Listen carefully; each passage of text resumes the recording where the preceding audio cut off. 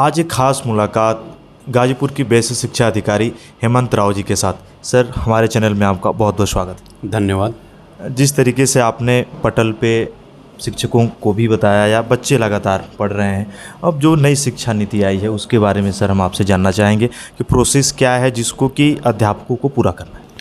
देखिए, वर्तमान समय में बच्चों को लिखने और पढ़ने की क्षमता विकसित करने के लिए लगातार प्रयास किए जा रहे हैं, उनके निपुण बनाने के लिए प्रयास किए जा रहे हैं।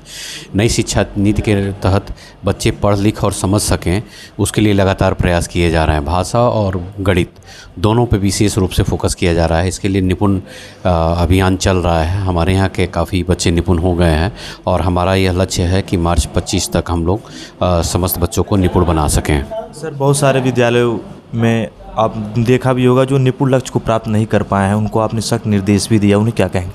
देखिए, सपोर्टिव सुपरविज़न के माध्यम से हमारे सभी ARP और SRG लगातार विद्यालयों का पर्यवेक्षण कर रहे हैं और उनके माध्यम से यह लगातार प्रयास किया जा रहा है कि जो भी बच्चा पिछड़ गया है उस बच्चे को विशेष रूप से क्लासिफाइड करते हुए 3 तरीके से सर्वश्रेष्ठ, मध्यम और पिछड़ा 3 भागों में हम लोगों ने विद्यालयों को और बच्चों को बांटा है, जिसके आधार पे उनको निपुण बनाने का प्रयास किया जा रहा है। बच्चा स्पेसिफिक यानी छात्र स्पेसिफिक प्रयास हम लोग कर रहे हैं। हेमंत सर, गाजीपुर के विभिन्न विद्यालयों में आप जाते हैं, लेकिन कुछ ऐसे विद्यालयों में अगर आप जाते हैं तो टीचर समय पे नहीं आ पाते हैं, ऐसी भी अनियमितताएं मिलती हैं, उनके लिए आप सख्त निर्देश क्या देंगे? देखिए, मैं यही सभी से ये कहना चाहूँगा कि विद्यालय समय से आएँ, समय से पढ़ाएँ और निर्धारित समय के बाद ही जाएँ। अन्यथा की स्थिति में निरीक्षण के समय अगर अनुपस्थित पाए जाते हैं तो इनके विरुद्ध कार्रवाई की जाएगी। अगर मैं आपसे पूछूं तो हेमंत सर इतने अनुशासित कैसे हैं?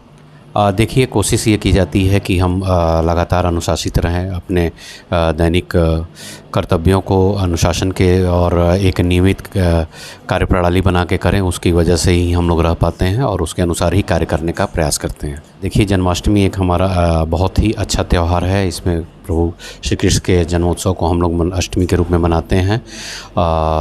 इस पे हम सभी अपने शिक्षकों, छात्रों और अभिभावकों को बहुत बहुत शुभकामनाएं देना चाहेंगे और श्री कृष्ण जी के जीवन के पद चिन्हों पर चलने के लिए प्रेरित करना चाहेंगे। सर, अगर एक अंतिम सवाल आपसे पूछूं, जितना चलते हैं आप, थकान कभी भी दिखता नहीं, क्या थकते नहीं आप? देखिए, इसके लिए लगातार कार्य करने की आवश्यकता होती है और मानसिक और शारीरिक दोनों रूप से लगातार स्वस्थ रहने की आवश्यकता है। इसके लिए योग प्राणायाम करने की आवश्यकता होती है, जो मैं करता हूँ। गाजीपुर जिले के बेसिक शिक्षा अधिकारी हेमंत राव जी ने सीधी बात बताई, शिक्षकों के बारे में बताया। लगातार जब से सर ने गाजीपुर जिले में कार्यभार संभाला है, जिस तरीके से शिक्षा की लौ को जलाया है, लगातार बच्चों को या अभिभावकों से मिलते हैं, लगातार ऐसे वीडियो भी वायरल होते हैं। सर, आपने इतना समय दिया, आपका बहुत बहुत धन्यवाद। बहुत बहुत धन्यवाद आपका।